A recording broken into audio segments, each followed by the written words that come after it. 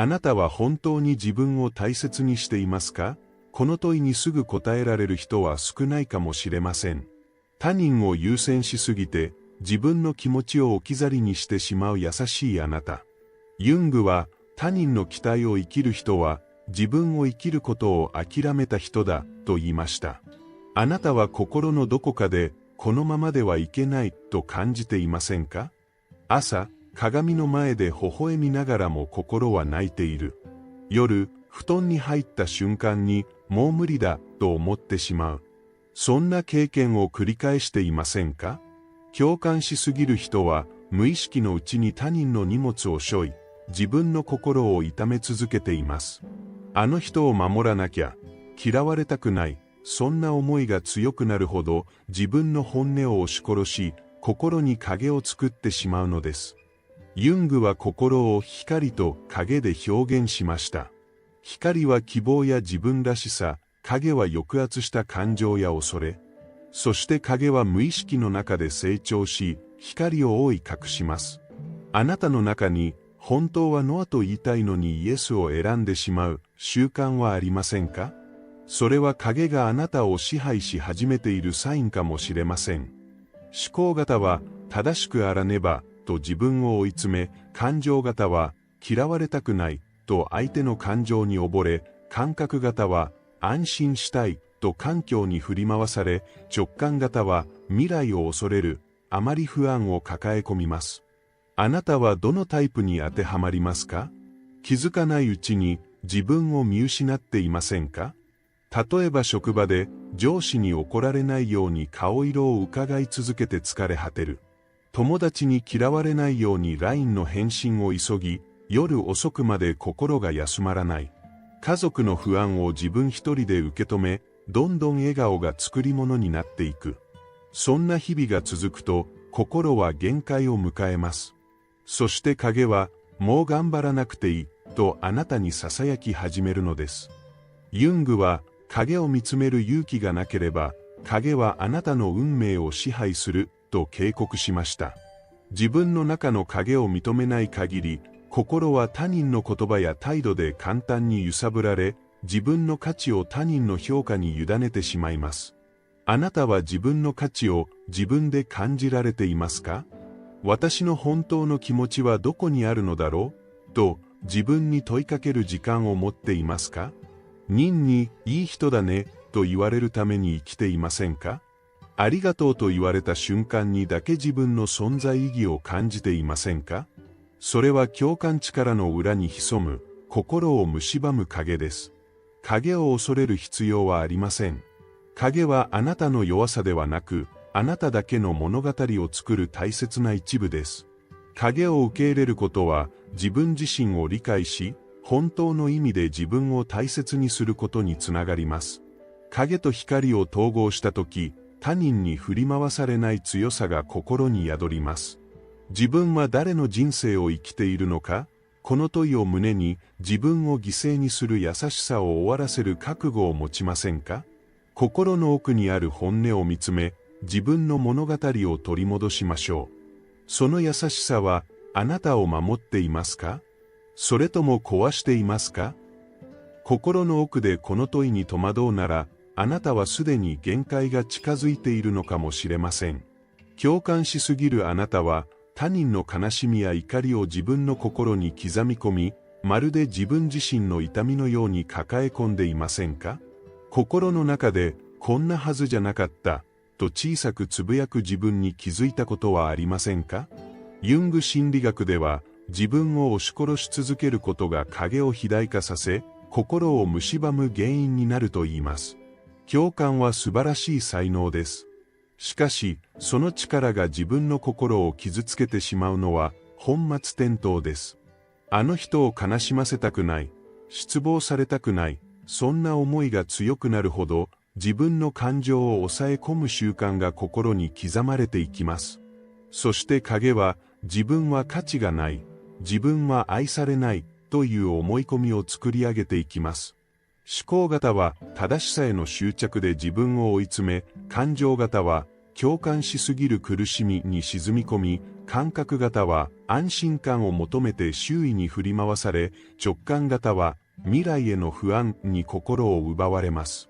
影を統合していない人は、これらの罠に気づかないまま無意識に心をすり減らしてしまいます。私の本当の気持ちはどこにあるのだろうと自分に問いかける時間を持っていますか？人にいい人だねと言われるために生きていませんか？ありがとうと言われた瞬間にだけ自分の存在意義を感じていませんか？それは共感力の裏に潜む心を蝕む影です。影を恐れる必要はありません。影はあなたの弱さではなく、あなただけの物語を作る大切な一部です。影を受け入れることは、自分自身を理解し、本当の意味で自分を大切にすることにつながります。影と光を統合したとき、他人に振り回されない強さが心に宿ります。自分は誰の人生を生きているのか？この問いを胸に、自分を犠牲にする優しさを終わらせる覚悟を持ちませんか？心の奥にある本音を見つめ、自分の物語を取り戻しましょう。影はあなたを弱くするものではなく、自分を強くするために必要な存在です。影と光を統合できた人は、他人に流されない心の軸を持つことができます。ユングは、影を受け入れたとき、人は初めて自分自身に出会う、と語りました。影を抱きしめたその瞬間から、自分の人生を自分で選ぶ勇気が生まれます。あなたの影は今、何を伝えようとしていますか？この問いに耳を澄ませ、自分の影と向き合いましょう。あなたの物語は、他人に操られるためにあるのではありません。自分の心を取り戻すことで、本当の物語が始まるのです。本当は泣きたいのに、無理に笑っていませんか？心が限界を超えたとき、人は自分を守るために笑顔を作ります。しかしその笑顔は、本当の自分を遠ざけ、影を深くしてしまうのです。ユングは、感情を偽ることは、心の死につながる、と警告しました。共感しすぎるあなたは、誰かのために微笑み続け、気づけば自分の心が限界を超えていませんか？思考型の人は、完璧でいなければ、と自分を追い込み、感情型の人は、誰かの気持ちを傷つけてはいけない、と自分を抑え続け、感覚型の人は、安心できる場所を守らなければ、と疲れ果て、直感型の人は、未来の不安に飲み込まれます。あなたはどのタイプに当てはまりますか？自分の心が悲鳴を上げているのに、これが私の役目だ、と思い込んでいませんか？例えば、親や恋人からの、あなたがいて助かった、という言葉に支えられながらも、その言葉を守ろうと無理を重ねてしまう。頼りにされている自分でいなければ、と、自分の限界を超えて他人を助けようとしてしまう。その優しさが自分を壊すことにつながっているのです。ユング心理学は、自分を知る勇気を持つことこそが癒しの第一歩だと説きます。影を見つめ、なぜ自分が無理をしてまで他人に尽くしてしまうのかを理解することで、初めて心に余裕を取り戻せます。影はあなたに本当の気持ちを知ってほしいと訴えているのです。今の自分は誰の期待を生きているのだろう？この問いは心を揺さぶるかもしれません。でも、その問いを避け続ける限り、他人の機嫌や評価に振り回され、あなたの物語は他人のものになってしまいます。自分を偽る優しさは、やがて自分を蝕む派になります。影を恐れず、自分の心の中の本音を受け止めましょう。本当は疲れている、もう我慢したくない、という気持ちに気づけたとき、あなたは自分の影を一方受け入れたことになります。そしてその瞬間から、心は静かに回復を始めます。影を受け入れた人は、他人の顔色に一喜一憂するのではなく、自分の価値を自分で感じながら生きることができます。あなたも自分の気持ちに素直になってみませんか？無理に笑わなくていい、優しくしすぎなくていいと自分に許可を出してあげましょう。あなたは本当に笑っていますか？それとも笑顔で心を隠していますか？この問いに正直に答える勇気を持ったとき、あなたの物語はあなた自身のものになります。いつから自分の声を置き去りにしてしまったのだろう。この問いを自分に投げかけたことはありますか？周りの期待に依頼ようと頑張り続けるうちに、自分の気持ちを無視する癖がつき、何をしたいのか、何が好きなのかさえわからなくなってしまった。そんな感覚に心当たりはありませんか？ユングは、他人に合わせ続ける人は自分を見失うと言いました。共感力の高い人ほど周りの空気を敏感に読み、相手に合わせて自分を変えてしまいます。嫌われたくない、迷惑をかけたくないという思いが強いほど、自分の声はどんどん小さくなり、影が大きくなっていくのです。例えば、友達の愚痴をずっと聞き続けて自分が疲れ果てても大丈夫と笑顔を作ってしまう。仕事で同僚の失敗をカバーするために無理を重ね、自分の心が限界に近づいているのに、私がやらなきゃと思い込んでしまう。そんな時、心の奥で助けてほしいと思ったことはありませんか？影は無意識に押し込めた怒りや寂しさ、悲しみが積もったものです。ユング心理学では、影を受け入れ、向き合うことで自分らしさを取り戻せるとされています。影を見ないふりをして生きるほど、他人の言葉や態度に心を乱され、自分の価値を他人に委ねるようになってしまいます。あなたの心は今、どんな声を上げていますか？無理をしてでも誰かを守ろうとしていませんか？私さえ我慢すれば、と思い込んでいませんか？その思いは優しさのように見えて、あなたの心を壊す原因になっています。影はあなたの弱さではありません。影は自分を知るための道しるべです。影を受け入れた瞬間、自分の心に正直になれる強さが生まれます。そして他人の期待に縛られず、自分の人生を自分のために生きる決意ができるようになるのです。ユングは、影を受け入れた人は、自分自身の光を見つけることができると語りました。光と影はどちらも自分の一部であり、どちらかを否定して生きる限り、心の平穏は訪れません。自分の影を愛せたとき、あなたの物語は自分のものであると胸を張って言えるようになります。今まで置き去りにしてきた自分の声をもう一度聞いてみませんか？心の奥に閉じ込めてきた本音を取り戻し、自分の心に寄り添いましょう。あなたは他人の期待を叶えるために生まれたのではなく、自分自身を生きるために生まれてきたのです。本当はずっと無理をしていた、と気づく瞬間があります。心に蓋をしてきた感情が溢れそうになり、私は何をしているのだろう、と涙がこぼれる夜。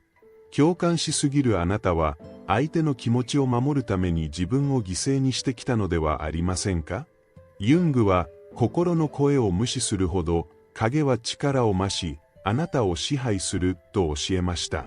思考型のあなたは、完璧を追い求めるあまり小さな失敗も許せず自分を責め続けていませんか？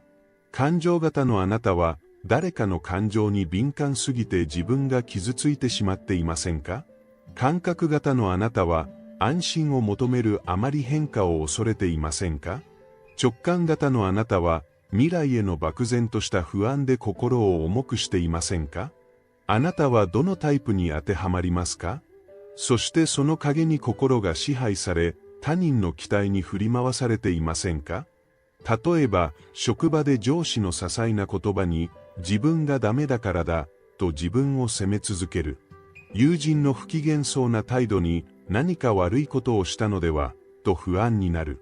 家族の問題を一人で抱え込み、私が我慢すればいい、と心を押し殺す。そんな時、心は、もうやめたい、と訴えているはずです。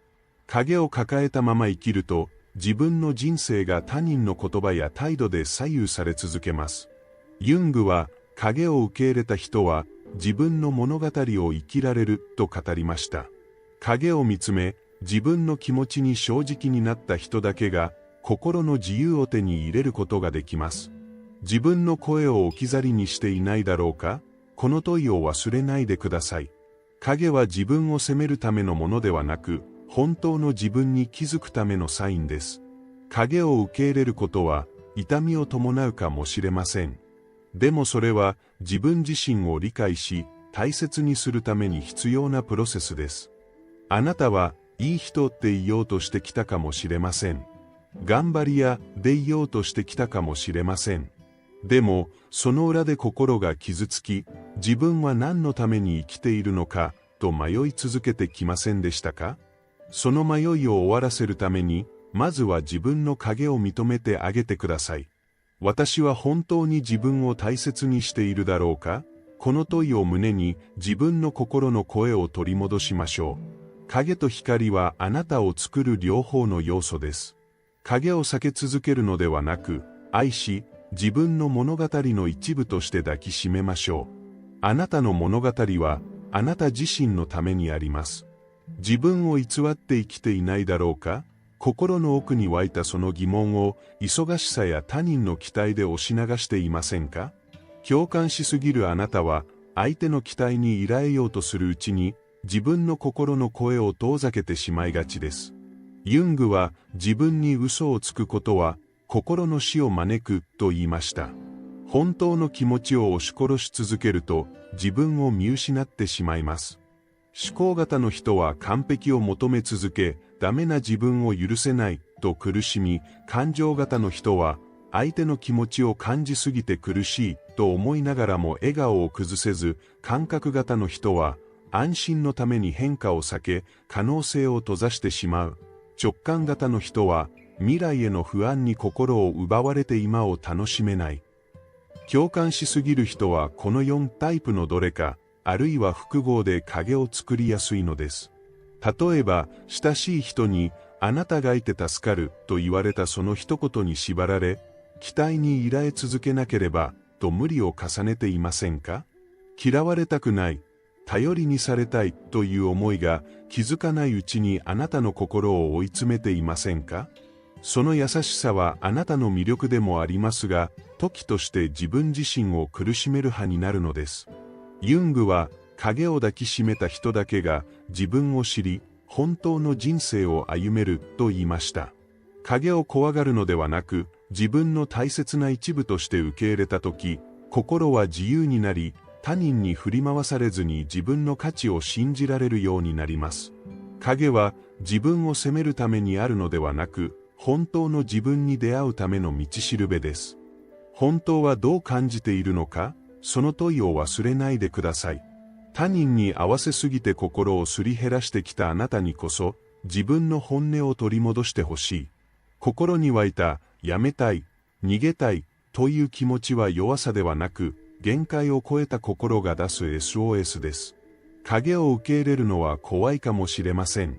でも、影に気づき、自分を大切にすると決めた瞬間から、心の傷は癒しを始めます。影を認めたあなたは、もう他人の感情に翻弄される必要はありません。自分の物語を自分の手で書き始められるのです。私は誰の人生を生きているのだろう？この問いに真剣に向き合ってみませんか？影を抱きしめ、自分を許し、心の奥に閉じ込めた声を取り戻しましょう。あなたの人生は、あなた自身のためにあるのです。優しさの裏に隠してきた自分の影に気づいていますか？その影は他人の感情を自分の責任のように抱え込み、心を削り続けた証です。ユングは影を避ける限り、影は無意識の中で成長し、やがてあなたの光を追うと言いました。影を見ないふりをするほど、あなたは他人の期待や感情に振り回され、自分の人生を見失います。思考型の人は正しさに固執し、小さなミスで自分を責め、感情型の人は共感しすぎる苦しみで心を疲弊させ、感覚型の人は安心に執着しすぎて変化を拒み、直感型の人はまだ起こっていない不安に心を奪われます。共感しすぎる人は自分のタイプに気づかないまま無理を続け、影をどんどん大きくしてしまうのです。例えば、友人からの大丈夫？の一言に平気と返した後で心がずっと苦しくなる。仕事でもっと頑張ってと言われ、自分の努力を認めてもらえないと感じて落ち込む。家族の一言に、私が悪いのでは、と自分を責めてしまう。そんな時、心は、本当は助けてほしい、と叫んでいます。ユング心理学では、影を抱きしめることは自分を知るための勇気であり、影を統合した人だけが心の平穏を得られるとされています。影を受け入れた人は、他人の評価で自分の価値を決めず、自分の声を信じて行動できます。影は心の闇ではなく、光とともに自分を作る大切な存在です。私は何を感じているのか、自分に問いかける習慣を持ちましょう。誰かの期待を叶えることに忙しく、自分の気持ちを後回しにしていませんか？まだ頑張れると心に鞭を打っていませんか？その思いは優しさのように見えて、あなたを壊す派になるのです。影と向き合うことは怖いかもしれません。でも影を受け入れた瞬間から、心は癒しを始めます。影を知ることは、弱さを認めることではなく、自分を守る強さを手に入れること。影を抱きしめた人は、自分の物語を自分で歩む勇気を持てるのです。私は他人の物語を生きていないか？この問いを心に置き、自分を縛っていた優しさを解放しましょう。あなたの物語は誰かのためではなく自分自身のためにあります。影を抱きしめたあなたはもう他人の感情に振り回されない人生を選べます。心の奥でもう限界だと感じたことはありませんか？朝起きた瞬間に心が重く、今日も頑張らなきゃと自分を奮い立たせるけれど、夜になるともう疲れたと涙が溢れそうになる。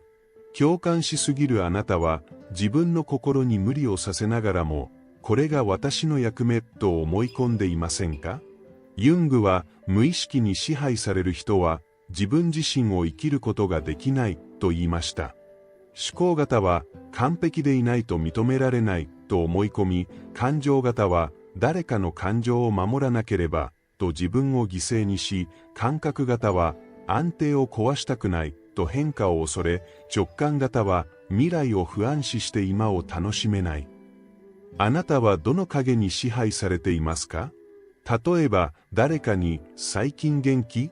と聞かれ、元気だよと答えた後、心は本当は元気なんかじゃないと叫んでいませんか？仕事で期待してると言われ、プレッシャーに押しつぶされそうになっていませんか？家族のお前なら大丈夫という言葉が心の重荷になっていませんか？影は無意識に押し込めてきた感情の塊です。ユング心理学では、影を見つめ受け入れた瞬間から心の回復が始まるとされています。影を受け入れるのは弱さではなく、心を強くするためのプロセスです。影を抱きしめた人だけが他人の顔色に揺れない自分を持てます。本当はどうしたいのか？この問いを忘れないでください。誰かのために笑顔を作り続け、自分の心を放置していませんか？まだ頑張れると心に鞭を打ち続ける日々を終わらせ、自分の声を大切にしてあげましょう。ユングは影を統合した人は初めて自分の光を強く輝かせることができると言いました。影は心を曇らせるものではなく、自分らしさを作る欠かせない一部です。影と光は両方あって初めて、あなたという物語が完成します。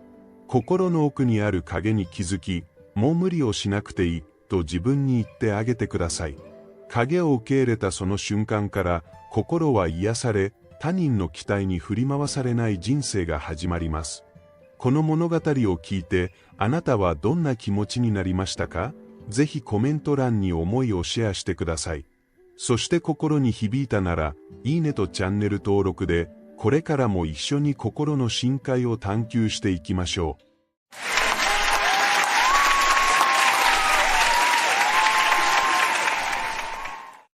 Think about what anxiety is. Think about what it means. What do any emotions mean? What do they mean? Because all emotions, whether they feel good or not, are giving you feedback about your relationship with who you are. So the better they feel, the more you are allowing who you are to be present, And the worse you feel, the more you're pinching it off. So if you feel anxiety, it means in that moment of anxiety, you are focusing a thought into being that your inner being is not anywhere near. And as you introduce that thought into your vibrational mix, you cause resistance, which doesn't allow the fullness of who you are to be realized by you. But here's the thing. Doesn't matter if you've done it since you were 5 years old. Doesn't matter how many years you've renewed that and carried it forward. It always means the same thing. And as you acknowledge what it does mean, as you acknowledge that what it means is that you are not a full vibrational mix with who you really are, that you're introducing resistance, then the idea of introducing less resistance must become a practical idea to you. So if offering less resistance is a practical idea to you, then let's talk about how the easiest way to do that is. So it started when you were 5, let's say, and you've been carrying that thought forward and carrying that thought forward. And so there's some momentum about it. It's a little harder to stop. But here's the thing. When a negative thought comes to you in any moment in time, it doesn't really have the momentum of all those years. It just has the practice in this moment. In other words, what's your propensity is really the only thing that your emotions are really asking you to pay attention to. Have you heard us talk about the emotional scale, where on one end of the scale is love and appreciation and ecstasy and all of those fantastic feelings of invincibility, and on the other end is fear and grief and powerlessness, and in the middle of that scale is contentment or satisfaction? So let's say you start out in a day and you wake up, and because you haven't been thinking much yet today, there's not much momentum going. You haven't pushed any buttons that have taken you into those stressful, paranoid feelings. And so in your attitude more of the contentment that you've awakened in, hear this, you have more control. When you feel contentment or satisfaction, you have control. You can step right out in front of that thought and stop it. But if you let it get very far down the road, then you can't get out in front of it and stop it. And so if you can realize that you're feeling some dissatisfaction, you can change the subject to satisfaction rather easily if you catch it fast. If you don't put words to it, once you start talking about it, you're done. Once you talk to somebody else about it, the momentum is such that you may not get it back in this whole day. But if you can catch it early enough, you can maintain, and these are the operative words that we want you to hear, you can maintain control of your vibration. Anxiety means a lot of momentum because I've got a lot of thoughts going about a lot of things that could go wrong. And a very practical, well-grounded earthling would say, well, of course I'm anxious. I'm paying attention to what's going on in the world. And we say, you can get so good at staying tuned into your source energy that you can pay attention to what's going on in the world from your connection to source energy, and you won't feel anxiety. You'll feel empowered for more. You've got to be in the receiving mode of what you're asking for. And when you feel anxiety, you are not in the receiving mode. Well, you see, if you hadn't asked, no anxiety could happen. Because if you're not asking for something, then you can't deny it. But if you have the capacity to ask for it, then you've got to use your mind control to stay in alignment with what you've asked for. You can't be sloppy in your thoughts. You can't ask for one thing and focus in opposition to it without your guidance system saying, excuse me, you might want to know this. Now you've asked and we're all over it. And law of attraction says that which is likened to itself is drawn. So we want to call your attention to the non-physical part of you. When life causes you to ask for something, your inner being immediately becomes that more that you have asked for. And the law of attraction responds to that non-physical you point of attraction. The energy that creates worlds swirls. The cooperative components, everything that is necessary in order to accomplish what you have asked for begins to come into play. There is a powerful attraction that is reaching for all cooperative components. And you have not heard us say this before. And most of all, reaching for the component that is you since you gave birth to it.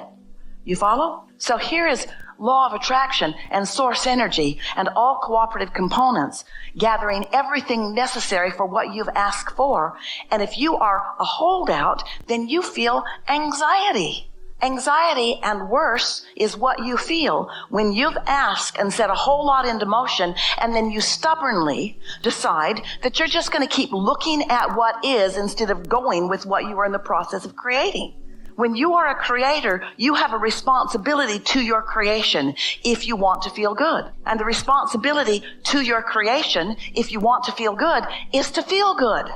But somehow, along your physical trail, somebody convinced you, and you bought into it pretty early, that you're supposed to suffer and that anything that is worth having takes some sacrifice and some struggle. And so you convinced yourself that the anxiety that feels so awful must be a good thing. It must be part of the struggle that others have told you is necessary to accomplish anything. And we say, use your own resources to test that theory to discover how bogus it is. If you can identify within yourself what an actual feeling of satisfaction is, just by noticing life, and when you catch yourself being satisfied, stop for a moment and acknowledge the components of it. And most of all, notice how it feels and try to milk it to make it last longer. What happens is, then you not only identify it, but you begin to isolate it. You begin to own the vibration of it, which makes you have a stronger propensity to go there more easily next time. And we want to say to you that satisfaction and being in the receiving mode are one and the same. A feeling of satisfaction and being under the influence of your own inner being are one and the same. And so Esther takes that to mean that when she's satisfied, she's tuned in, tapped in, turned on. And that satisfaction, because she knows about momentum, can only become more and more. And we want you to hear from us that when you are satisfied, which means you are absent of resistance, then the momentum picks up speed really fast. So it's much easier than you are previously believing to take yourself to those higher levels of greater and greater and greater ecstasy and momentum. So Esther sat for an afternoon and just thought about things that she knew she felt satisfaction about. And it wasn't about possessing things, maybe a little. She used to say to Jerry, why don't you buy me that car? It would make me happy for the afternoon. But satisfaction, we mean those feelings of true resonance with your inner being. We mean being in vibrational harmony with the whole of you. We mean the whole of you present in the moment. And when the whole of you is present in any moment, then your ability to extract from the details of your moment the things that are God-worthy, the things that are source, the things that feel wonderful, things like love and appreciation, satisfaction on steroids, become your experience. Satisfaction is so easy to identify. It's easy to notice. It's easy if you care about it. It's easy to isolate. It's easy to practice. It's easy to own. And then it's easy to notice when you're deviating and when you're on point. You see what we're getting at? So then you might say, I sort of have a vague recollection of being anxious, but now my strongest recollection, because it's something that is happening the most often to me now, is a feeling of satisfaction, because that's where I focus and that's what I find. And most important is because that's where my inner being is, and I only have to hook up just for a few seconds. I only have to hold myself in satisfaction for a few seconds before the momentum of my connection with all that is and source energy in my inner being becomes my dominant point of attraction. And then I'm off and rolling, you see. And we get it. You came to us to chew on something, to get some clarity. And if you don't know what you don't want, then you can't know what you do want. And so it's a perfectly logical conversation to have, to point out where you are that you don't want to be in order to get clarity about where you do want to be. But you gotta just sort of dig in and decide that you are going to take control of the direction of your thoughts. Esther said to herself the other day, and she doesn't have it down yet, but she really meant it when she said it, I can find satisfaction and I can maintain satisfaction, and I also occasionally find dissatisfaction because life comes at you pretty fast sometimes. And so when dissatisfaction comes, because you can't control the whole world, it's not your job, and because you're eager about noticing things, or at least Esther is, And so when she sees something that is dissatisfying, she said to herself, at least I'm not going to talk about it. I can notice it and I can take the emotional hit on it, but I don't have to talk about it. And sometimes she does and sometimes she doesn't. And it depends on how big that pushed her button. Because law of attraction says that which is likened to itself is drawn. So when you see something that you don't want and you have had thoughts about not wanting it before, those thoughts are relatively easy to activate within you. But when you come to realize that the way you feel in any moment in time is really not about what's happening out there. It's only about what's happening in here. It's only about the mix of vibrations that you've got going on. And we want to say again, in fact, we want to say it again and again and again and again, if you weren't really different than that, that would cause you no discomfort at all. If you were not pure love, you would not take any vibrational issue with something that is hate. Your guidance system is so perfect, all the time perfect, you see. So just play with it. Be easy about it. Most of all, what we'd like to say to you, others too, don't beat up on yourself. And we'd like to say this to you too. It's not necessary that you make a proclamation to yourself or to the world, moment by moment, about how you feel about stuff. You don't have to explain nothing to nobody. But there is this feeling within most of our human friends that goes something like this. Here I stand, and I'm a little insecure about how I fit into all of this. So if I explain myself to others and they get me, then I'll feel better. But it never works that way. Have you noticed? It doesn't matter how many humans get you in your negative approach to life. You're still defying your inner being who really gets you. The whole world could agree with you that something is a bad thing and that your stress is therefore justified. But if you're out of whack with your inner being, you're still going to feel awful. You cannot gather enough others to agree with you about how bad something is to ever feel good about how bad it is. It's never going to work that way. So you have a choice of feeling good or asking others to get you. And if we were standing in your physical shoes, we'd give that up because no matter how hard you try, they're not going to get you. They're not going to get you. You're not gettable. They're not supposed to get you. They're not supposed to use you as their barometer of their guidance, although that's what humans do all the time to each other. You think if you can get enough people to get you, then your insecurity will go away. The more you look for other people to get you, they're so fickle. They get you in 1 minute and they don't get you in the next, and then you try to be all these different things so that you're gettable all the time. And you know you do that to each other because if someone is tuned in, tapped in, turned on, they're under the influence of source energy and they're holding you as their object of attention. Oh, that feels so good to you because all that delicious well-being and pure positive energy and love and appreciation is washing over you. And if you're meeting it just a little bit, it feels so good. But if you look to that person for that, and that person is sort of unstable in that connection, they're going to let you down right away. That's looking for love in all the wrong places, you see. If there's anything we would like you to leave this gathering decided about, it's not to care whether other humans get you or not, because sometimes they do and sometimes they don't. But if you care about them getting you, and sometimes they do, then when they don't, that'll really get you. But if you're looking to your inner being who is always there for you, your inner being will never let you down. When you reach for thoughts of satisfaction, you will always find them because your inner being is always there, you see. Takes a little reorientation, but it's not hard, you'll see.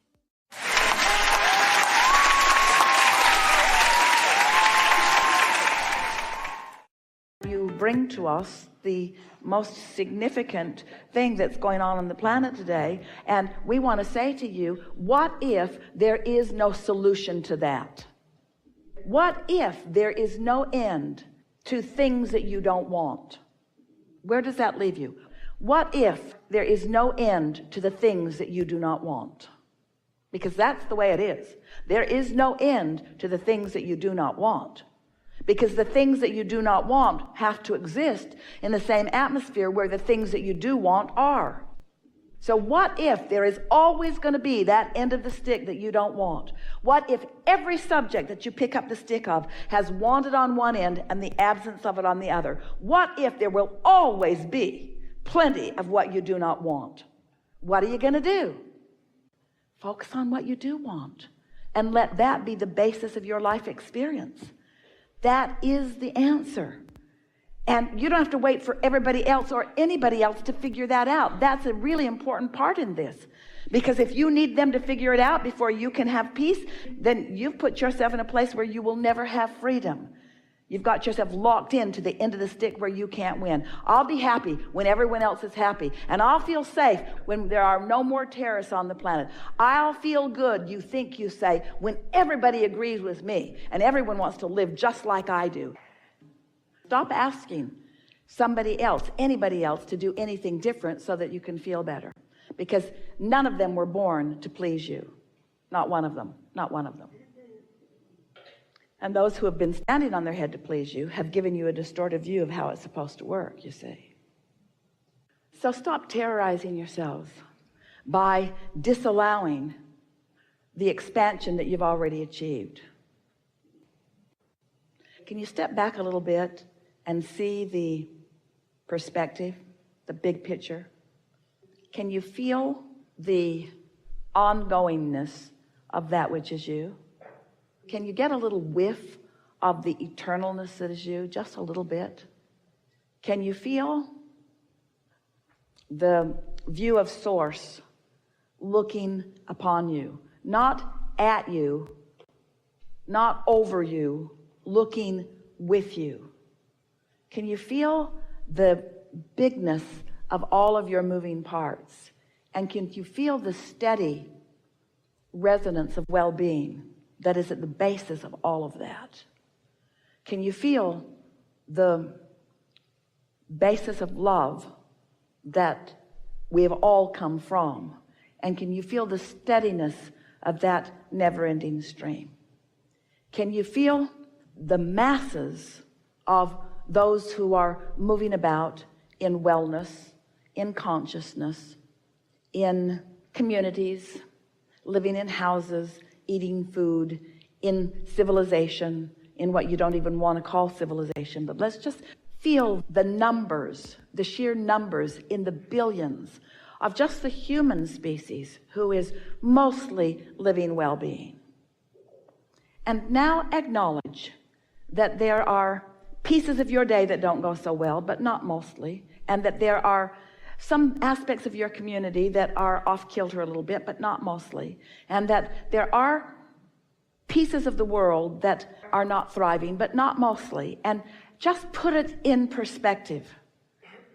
And now step back even further and acknowledge the longevity that is you, the coming into a life experience and the coming to new awarenesses and new desires, and then another generation and another and another and another. And acknowledge the improvement in the thoughts that are turned to things that you can witness. Notice the improvement in this time-space reality and in the way the majority of you live. And just accept that well-being is not just a little more than the not well-being. It is so dominant, it is so pervasive, that it is borderline ridiculous for any of you to find some very small, minuscule aspect of something in comparison or in relationship and turn your attention to it. And notice that even though masses of you do that in an impersonal way through your media and through your televisions, that still you do not really disrupt things, because there are too many of you who are too connected with source energy, and source energy is too dominant, well-being is dominant. And so feel how unsettling and unnecessary and how really ridiculous it is to scrutinize your planet and find things to focus on, even in your own house or even in your own family or even in your own world, that you are using as your temporary right now excuse to cut yourself off from the receptive mode, which is the only thing that you ever want anyway. Your purpose is joy in the broad, general, only thing that matters sense. And you can't get off your path because you can't cease to exist ever. But you can be bogged down by the resistance on your path, or you can be, with clarity, navigating around it joyfully. Have you ever gone on a trip to some place that was open and wide. There was no contour to the land. There was no contour to the road. It was just straight and flat and same, miles and miles of nothing but miles and miles. So you know what that feels. And sometimes that's satisfying. We're not saying that it isn't. But then by comparison, have you ever been on a sweetly, blissfully, winding, curving, interesting road where around every bend there is a new vista, there's something else to see? You have to stay focused because the road requires your attention. And can you feel the satisfaction in there not being a straight line between where you are and where you want to be? In other words, there is interest in the maneuvering, in the managing, in the up and down and over and around and through. There's interest in the developing your skills and getting very good at it and acquiring equipment that handles it better and better. In the big old bus that weighed 60,000 pounds and was 45 feet long with a car behind it and so wide that they squeaked through toll booths with an inch on either side, straight, big, flat roads were really appreciated. But when Esther got in her little Audi R8, she wanted the mountain passes. She wanted to feel what that engine could do. She wanted that engine to have to give her all it had in order to maintain her 80 miles an hour going up a high mountain. In other words, you see what we're getting at? There's such interest in the contrast. If it's not frightening you, if Esther had been on that mountain pass in that bus, there are switchbacks that say, if your vehicle is longer than 26 feet long, don't come down this road. And Esther would say, I hear you and I'm not coming. Because she knew what it was like, what it took to turn that bus. There were some roads, a road in Sedona. She so wanted to go up Oak Creek Canyon with that bus, but she knew better. There were turns that she could not make. But in the Audi, that's the road she wanted to be on. And so what we're saying to you is, as you prepare your equipment, as you gather your equipment, which is your vibrational prowess, and as you manage it and understand it, then you will feel invincible, which is on the opposite end of the stick of fearful. You will feel clarity, which is on the opposite of the stick of confusion. And in that clarity and in that empowerment and that knowing, then the whole world is exciting to you. And we promise you, you won't be asking for the contrast to go away because it isn't your problem. And your ability to navigate through all of it makes your life more interesting, you see. But in the beginning, most don't think that. They think, oh, if my friend would be easier, I would be having a better life. And we say, if you had only conditions around you that were exactly as you want them to be, you would have a boring life. You would have a static life. You would have a life of very little expansion, and your reason for being would be thwarted. Every single thing that you want, whether it's a material object or a state of being or a pile of money or an experience or a circumstance or an event or a relationship, every single thing you want is because you believe that you would feel better in having it. And what we want to say to you is you would feel better in having a relationship with your own inner being. You would feel better being in the receptive mode. Don't ask the conditions of the world to need to change in order for you to feel better. You've got to get out of that conditional mode because you can't control the conditions. And what's really, really interesting about it is that most of the conditions are good anyway. It's trying to control the little piddly conditions that you can't control that's keeping you out of the receptive mode and then making you feel unsettled or making you feel paranoid or making you feel terrorized, you see. For no reason whatsoever other than a lack of discipline in the way you focus, or maybe a lack of understanding that it's a vibrational world. But you're past that. You have no lack of understanding that this is a vibrational world. You know that, we know that, we know that you know that, and you know that we know that you know that. In other words, you know that this is a vibrational world, and you know that you have guidance within you, and you know when you're focused in a productive way, and you know when you're focused in an unproductive way. You know your guidance system is alive and well within you, you see. And so if we were standing in your physical shoes, we would never again give anyone else the permission or the leeway or the latitude to be the reason that we don't feel good about anything. We would just keep acknowledging that I create my own reality and I'm the attractor of my own reality and I attract my reality by what I think about, and I could do a better job of thinking things that would serve me well, and then just set out to reach for thoughts that feel better and better and better and better and better. And when someone comes to you and says, ooh, what do you think about that happened there? If we were standing in your physical shoes, we would say, I want to be a world citizen, and I want to get everything in perspective. And so I'm in the process of taking it all in. In other words, don't counter them. Don't push against them. Don't try to convince them that you're not thinking about that. Don't try to make them wrong for thinking about that. We're not trying to make you wrong for thinking about that. We're just wanting you to understand that every single time you focus in opposition to what's in your vortex, you will terrorize yourself a little bit. And there are some subjects that are bigger than others, like staying in your physical body, or like the people that you care about staying in their physical bodies. And we want you to understand that from your inner being's point of view, staying in your physical bodies is not of any value whatsoever, unless while you are in these physical bodies, you are tuned in to who you really are and what you're really wanting. This part that we were talking about between the vibration and the realization of an idea and the manifestation of it is much shorter today than ever before. And that is because the general basis of vibration has raised with more and more potential for satisfaction. It's only an unskilled vibrational navigator that wants it to slow down. Because the better you are at it, the more you will enjoy your involvement in it. The more skilled you are in your vibrational navigation, the more you thrill at the idea of it speeding up. And you see, it's a wonderful thing because, oh, we've never said this before either. So you all, as a collective consciousness, are having these experiences, and those like you are deliberately raising your vibrations. And the new ones coming in are already at that high vibration. They are born into this environment at the highest vibration that any of you have ever accomplished. In other words, that's like the starting point. So as they meld in to this already higher vibration that you're all accomplishing, then there is less and less probability of them going to lower and slower vibrations, and since they're already there. And so that is the reason that the vibration of this time-space reality, it is rising, rising, rising, rising. It serves you in two ways. When you're in sync with it, it's delicious. And when you're not, you know it.